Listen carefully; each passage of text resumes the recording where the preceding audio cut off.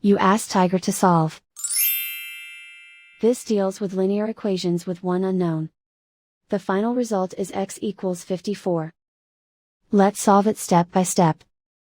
Group all constants on the right side of the equation.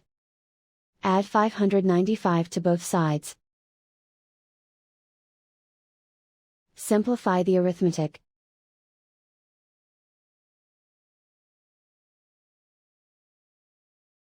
Isolate the x.